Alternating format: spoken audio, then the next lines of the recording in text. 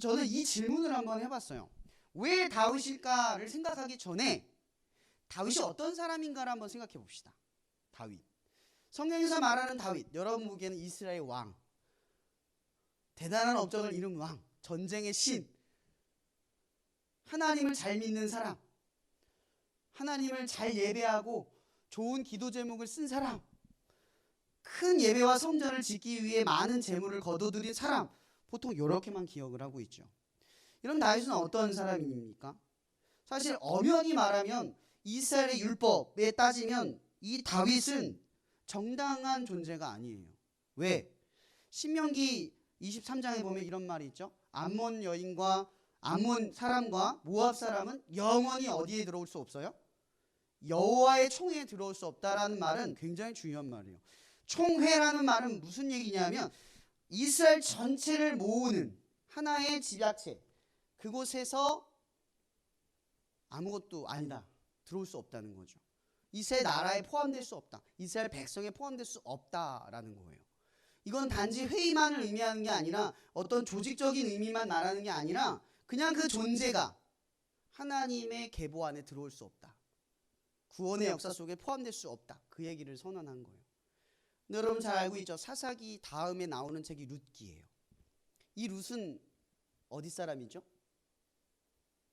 모압 사람이에요. 모압 사람. 근데 이 다윗의 증조, 그 위에 할머니가 누구냐면 바로 룻이에요. 이 룻이라는 이 여자는 모압 여인이에요. 절대 여호와의 총회에 들어올 수 없는 존재란 말이에요. 그럼 여기까지만 봐도 다윗의 출생, 그는 여호와의 계보에 들어올 만한 충분한 조건이 들어있어요. 여기서부터가 삐걱대죠. 그 다음 이 다윗은 조금 더 지나게 되면 이런 내용이 있어요. 사무엘상 17장 34, 35절에 다윗은 사자와 곰으로부터 양을 지켰다. 이 다윗이 고백이에요. 사울 앞에서 한 고백이거든요. 이때 이 다윗의 나이가 몇 살인 줄 아세요? 13살. 여러분 초등학생 때를 한번 생각해 보세요. 여러분 초등학교 때 사자와 곰을 맞서서 양을 지킬 수 있어요? 당연한 건가요, 이게? 당연하지 않은 거죠. 이게 말이 안 되는 거예요. 근데 다윗이, 갑자기 화면이 꺼졌네요. 다윗이 근데 그걸 지킨 거예요. 이게 이해가 가세요? 이건 사실 이해가 안 되는 거죠. 이럴 수 없는 거죠. 다윗이 어떻게 그렇게 할 수 있죠? 이런 다윗이 당연히 그렇게 되는 게 아니에요. 그리고 또 하나 생각해 볼 게 있어요. 여러분 같으면 초등학교 6학년짜리 애를 사자와 곰 속에서 양을 지키라고 그 아들을 보낼 수 있어요? 그런 부모가 세상에 있습니까? 이것만 봐도 다윗이 가족 구성원 중에 어떤 존재로 있었는지 알게 되죠. 죽어도 상관이 없는 자녀 중에 하나예요. 그러니까 2세의 자녀 중에 쓸모없는 존재인 거예요. 그래서 양을 지키라고 보낸 거예요. 양치다가 죽어도 괜찮은 거예요. 좀 비약적으로 말하면. 그러니까 다윗은 가족 구성원 중에 인정을 받거나 존중을 받는, 사랑을 받는 인물은 아니었다는 거예요. 그리고 또 하나, 여러분 오늘 본문의 말씀에 2세가 사무엘 앞에 왕을 기름 부을 자를 보내는데 언급조차, 아니 존재조차도 말하지 않았던 사람이 누구였어요? 다윗. 애초에 꺼내지도 않았어요. 7번째 아들까지만 얘기하고 다윗의 존재는 말하지 않았어요. 어떤 신학자는 이 이야기를 들어서 다윗의 이 출생을 한번 이렇게 말하는 분이 있어요. 그는 아마도 첩의 자식일 것이다. 그래서 왜 첩의 자식이라고 생각을 하냐면 나중에 이 솔로몬이 왕이 되잖아요. 사실 첩의 자식이거든요. 근데 왜 솔로몬을 왕으로 지명을 했을까? 왜 그랬을까? 그것은 아마도 야곱이 둘째 아들을 선택한 것처럼 요셉이 후계자가 되잖아요. 전혀 다른, 첫째가 아닌 마지막 아들이 된단 말이에요. 이런 것처럼 이 다윗도 자기의 출생의 어떤 근본을 따른 거죠. 그 첩의 자식 솔로몬을 왕으로 세웠을 것이다 라고 하는 사람이 있어요. 제가 이건 픽션이라고 말하는 거예요. 왜냐하면 성경에 나오지 않는 내용이기 때문에. 그러나 우리는 이것이 그럴 수도 있겠다 정도로 판단되기 쉬워요. 왜죠? 다윗이 이렇게 하대받을 이유가 없잖아요. 죽어도 상관없고 그냥 공부도 할 것도 없어요. 양이나 치는 거예요. 그 당시 양을 친다라고 하는 건요, 굉장히 뭐 어떤 중요한 직책을 맡는 게 아니라 그 당시 출애굽했을 때 그 이집트 사람들도요, 양을 치거나 소를 치는 사람들은 최하대, 별것 아닌 사람으로 취급했단 말이에요. 이스라엘도 똑같았다고요. 목축업을 하는 일은 그다지 존중을 받는 직업이 아닌 거예요. 별 볼 일 없는 직업인 거죠. 그러니까 다윗이 지금, 제가 지금 여러분들에게 다윗을 설명을 했어요. 근데 심지어 다윗은 또 어떤 일을 벌이죠? 왕이 되고 나서 옥상을 거닐다가 누구를 발견해요? 밧세바를 봐요. 근데 밧세바는 누굽니까? 자기의 충성스러운 부하 우리아의 아내예요. 근데 그 아내를 범해요. 그리고 아이를 갖죠. 보통의 사람의 양심이 있으면 잘못했어, 내가 너한테 잘못 저질렀어 라고 인정을 할 텐데 다윗은 어떻게 하죠? 우리아를 전쟁 중에서 불러요.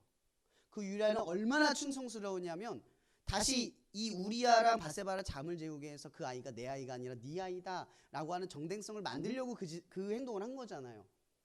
근데 우리아가 얼마나 충성스러웠냐면 나의 아군들, 나의 같이 싸우는 동맹자들이 지금 전쟁을 하면 내가 어떻게 집에 가서 편히 잠을 자겠습니까? 안 자요. 결국 이 충성심 때문에 우리아는 다윗의 또 다른 술수로 죽어요. 편지를 보내줘 요압에게. 그를 전쟁에서 죽게 하라. 교묘하게 죽게 하라. 이 지금 무슨 얘기냐면 계속 잘못을 덮기 위해 문제를 더 확대시키고 있는 거예요. 여러분, 다윗은 계속해서 더 극악한 짓을 해요. 여러분, 너무 말도 안 되지 않아요? 자기와 이 다윗이 왕이 되기까지 같이 싸웠던 전우예요. 게다가 지금 자기를 위해서 목숨을 걸고 싸우고 있는 전우예요. 보통 충성스러운 사람이 아니라 이 정도로 충성스러운 사람을 죽여요. 뭐 때문에 죽여요? 그의 잘못 때문에 죽이는 게 아니라, 그를 의심해서 죽인 게 아니라 자기 죄 때문에 죽인 거예요. 그럼 세상에 이런 인물이 다윗이에요. 근데 성경의 다윗은 한 번도 하나님 앞에 버림받지 않아요. 여러분, 이 정도 됐으면 버림받아야 되는 게 정상 아니에요? 근데 왜 다윗은 버림받지 않았을까? 끝까지 하나님의 선택된 사람이었을까? 이 정도면 버림받아야 되는 거 아닐까? 생각 들지 않아요? 여러분, 우리는 다윗을 보면서 안심하는 것들이 있어요. 이 정도 죄를 지어도 하나님이 우리를 품는다는 사실에 눈을 뜨게 돼요. 여러분, 하나님의 이러한 놀라움을 우리가 볼 때 어떻게 저런 인간이 예수를 믿고 어떻게 저런 인간이 하나님의 나라에 들어가? 근데 반대로 생각해보면 우리가 이러한 저런 말도 안 되는 죄를 짓고 저런 말도 안 되는 행동을 하더라도 하나님은 하나만 충분하면 우리를 구원하신다. 여러분, 그 하나가 믿음이죠. 근데 이 믿음은 회개하지 않는 믿음이 아니에요. 여러분, 다윗은 분명히 회개하잖아요. 왕으로서 자기의 잘못을 인정한다는 건요, 자기의 왕권이 흔들리는 거예요. 그러니까 다윗이 나단 선지자의 질책 속에서 자기의 죄를 인정한 건요, 보통의 사람이 할 수 있는 일이 아니라 보통의 사람이 할 수 없는 일을 한 거예요. 그래서 하나님이 용서한 거예요.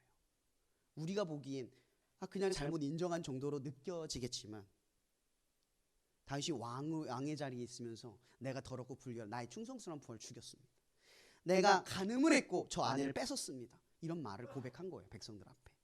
하나님이 그래서 그들을 용서한 거예요.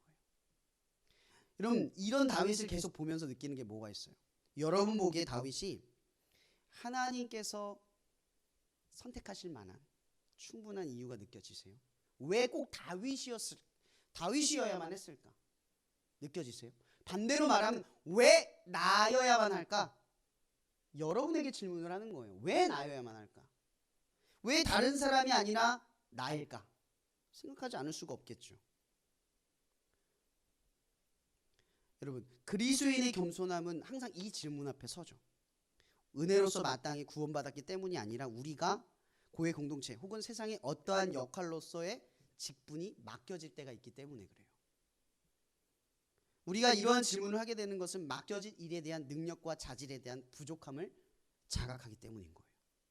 여러분, 겸손함이라고 하는 건요, 자기의 부족함을 인정하는 거예요. 자기의 죄를 인정하는 거예요. 그러고 나서 이 죄를, 이 부족함을 인정하고 나면 우리들에게 수반되는 건 뭘까요? 부족함을 알고 하나님에 대한 믿음을 가지고 맡겨진 일을 사명으로 인식하고 맡겨진 것이 하나님의 때임을 받아들인다는 거죠.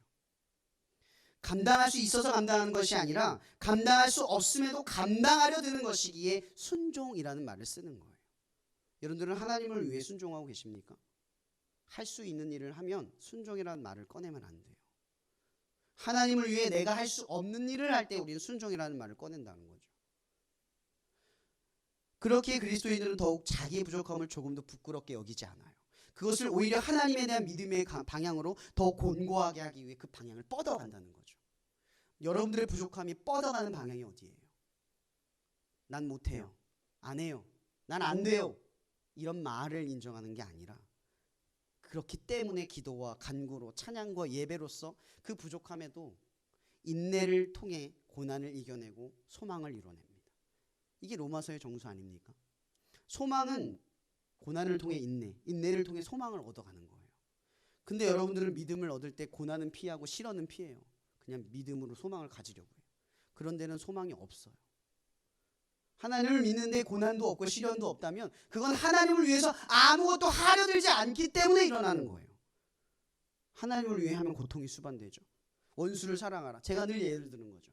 여러분, 원수를 사랑하라는 도전이 얼마나 어려운지 아시죠? 얼마나 싫고 얼마나 피하고 싶은지 아시죠?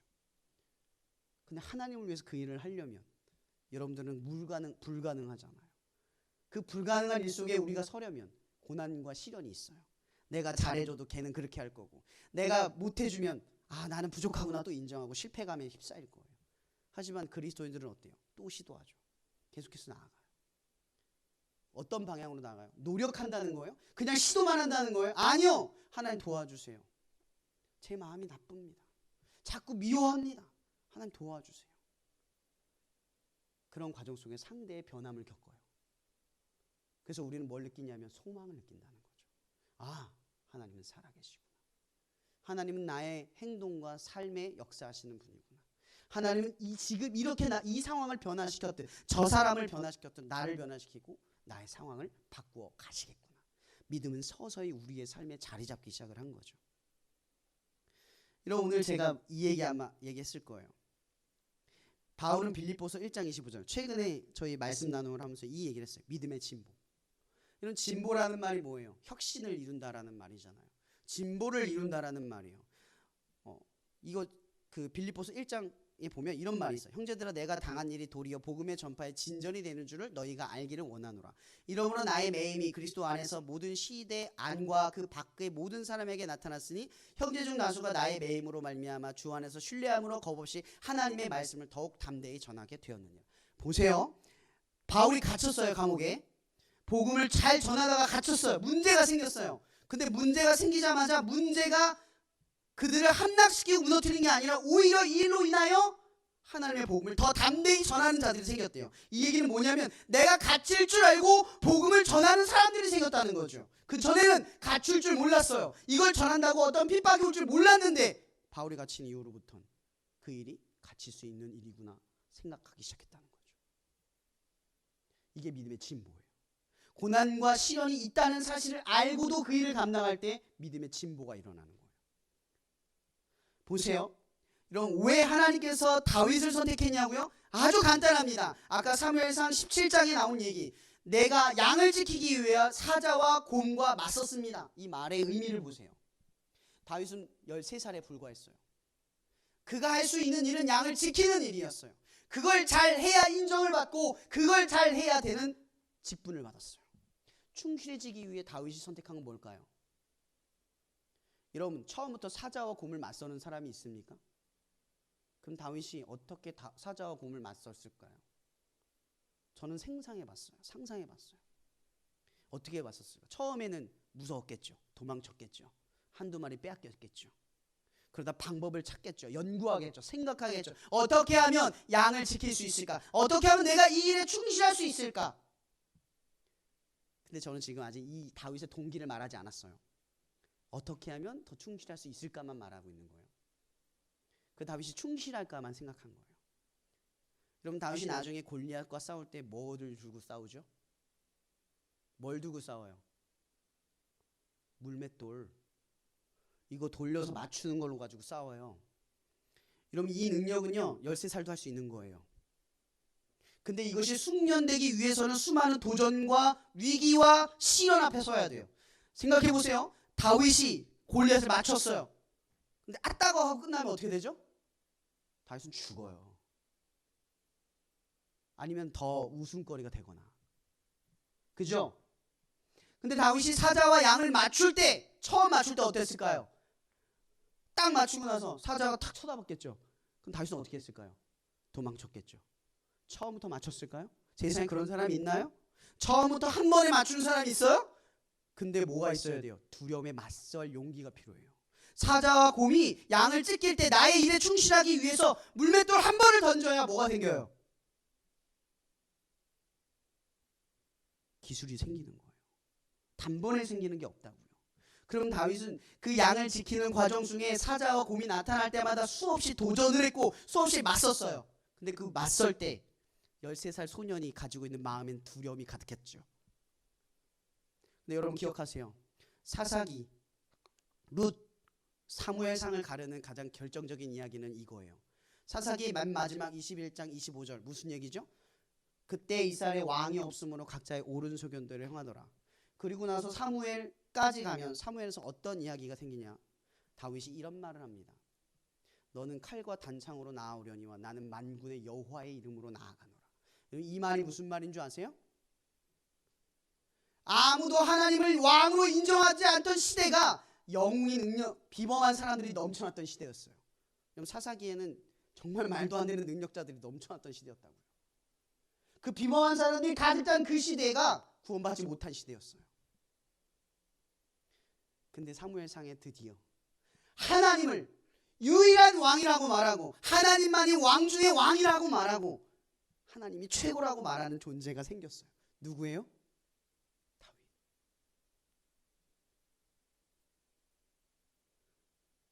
여러분 오늘 하나님께서 말합니다. 나는 사람이 보는 것과 같이 보지 않는다. 나는 사람이 보는 것 같이 보지 않는다. 나 여호와는 중심을 본다. 여러분 중심은 마음이 아니에요. 마음의 중심에 뭐가 있느냐죠.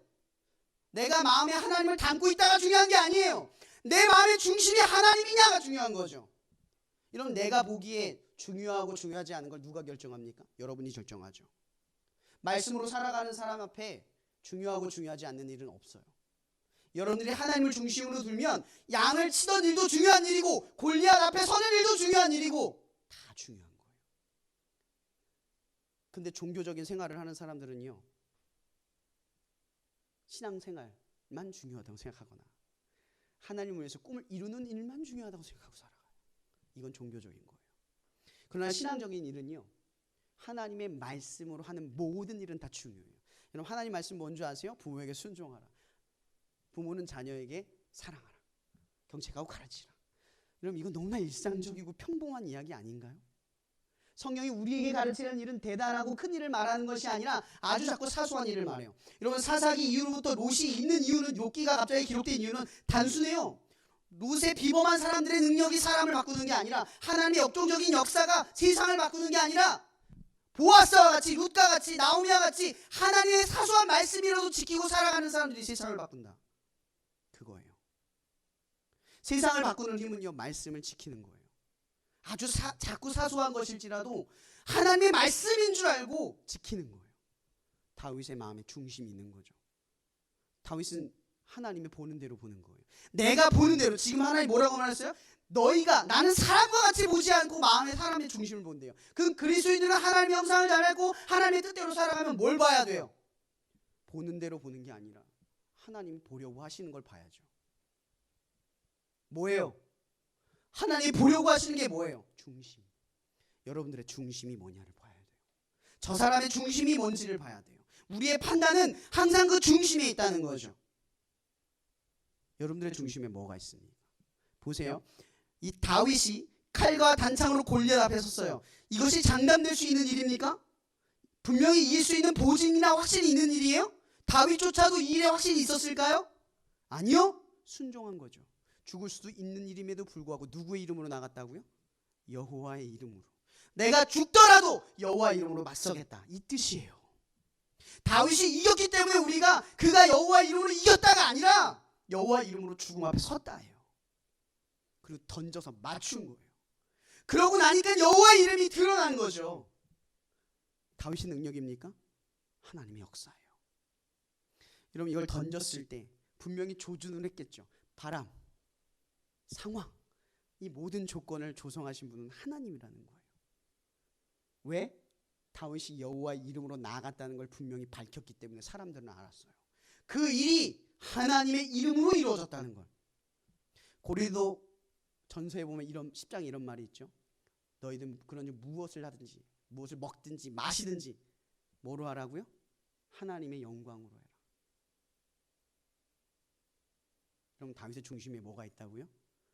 여호와 이름으로 행동했다고요. 내가 하는 행동이 여호와의 이름을 위한 일이라는 걸 알았다는 거예요. 그 명예가 걸린 일이라는 거죠. 내가 충실했던 이유가 탁월한 능력을 통해 인정받기 위해서가 아니라 하나님의 이름으로 하는 일이기 때문에 그 모든 일이 다 중요했던 거예요. 여러분, 그리스도인들은 정말 어렵게 살아가요. 아주 작고 사소한 일 속에서도 여호와의 이름이 그 명예가 실추되지 않기 위해 싸워가요. 비록 우리 때문에 여호와의 이름이 실추되어도요, 우리는 다시 싸워요. 왜냐하면 다윗도 그랬거든요. 여러분, 다윗의 이야기는 위인전이 아니에요. 모두가 그렇게 살 수 있고 그렇게 될 수도 있어요. 그러나 여호와의 이름을 잃어버리지 않는 사람들에게 일어나는 역사를 성경은 우리에게 말하고 있다는 거죠. 여러분, 무엇을 중심으로 살아가십니까? 여러분들의 행동의 근원이 여호와의 이름 때문입니까? 여러분, 다윗의 중심, 하나님께서 다윗을 들어쓰신 이유예요. 그 중심이 명확했기 때문인 거죠. 다윗이 살아가는 이유와 목적이 여호와의 이름으로 산다는 사실 하나를 분명히 인식했기 때문이에요. 여러분, 그럼 그리스도인들은 누구입니까? 우리는 예수 그리스도의 이름으로 사는 줄 아는 사람들입니다. 예수 그리스도 이름으로 기도하고요, 예수 그리스도 이름으로 밥을 먹고요, 예수 이름으로 감사하고요, 예수 이름으로 기도하고요, 예수 이름으로 간구하고요, 예수 이름으로 저 사람의 도움, 내가 해야 할 일의 도움을 구합니다. 누구의 이름으로 살아갑니까? 여러분, 기도하는 것은요, 여러분들이 원하는 것을 이루는 일이 아니라 하나님의 이름으로 살아가기 위한 일이에요. 왜 기도하십니까? 여호와의 이름으로 살아가려고 기도하는 거예요. 내가 예수 그리스도의 이름으로 살아가는 사람이라는 걸 사람들이 알기 위해서, 그 명예를 알리기 위해서, 그 자부심을 사람들 앞에 보여주기 위해서 살아간다는 거죠. 그러나 여러분, 제가 말하는 건 실수해도 실패해도 상관없어요. 다윗처럼 중심을 회복하십시오. 회개란 중심을 회복하는 일이에요. 오늘 말씀을 마치려고 합니다. 왜 다윗일까? 또 다른 말로 왜 나일까? 다윗은 어떤 사람일까? 그리고 또 다른 말로 나는 어떤 사람일까? 그리고 끝으로 나의 중심은 지금 어디에 놓여져 있는가? 내가 지금 무엇의 이름으로 행동하는가? 내가 어떤 이름으로 나아지려고 하는가? 내가 어떤 이름으로 물맷돌 하나를 던지기를 원하고 있는가? 내가 어떤 이름으로 작은 두려움 앞에 서려 하는가? 그리고 내가 어떤 이름으로 고난과 시련 앞에 서서 믿음의 진보를 소망하고 있는가? 여러분, 이 질문이 여러분 앞에 있기를 바랍니다. 여러분, 끝으로 이 말씀을 마치려고 합니다. 이 질문을 여러분 항상 하십시오. 내가 보는 것은 사람이 보는 것과 같지 아니하노니 나 여호와는 중심을 보느니라. 하나님은 지금 우리의 예배를 보는 게 아니라 여러분들이 예배자로서 그 중심을 어디에 두고 있는가를 살피시고 계시는 분인 것을 생각하십시오. 지금도 하나님께서는 여러분의 중심에 관심이 있으십니다. 기도하고 마치겠습니다. 사랑해 주님 감사합니다. 오늘 우리가 하나님의 말씀을 온전히 나눕니다. 이 시간 이 말씀을 나눔을 통하여 하나님의 영광의 진리가 우리 가운데 있게 하여 주시옵소서. 이 모든 것에 감사하며 우리의 중심이 되시는 예수 그리스도 이름으로 기도하며 예배를 마칩니다.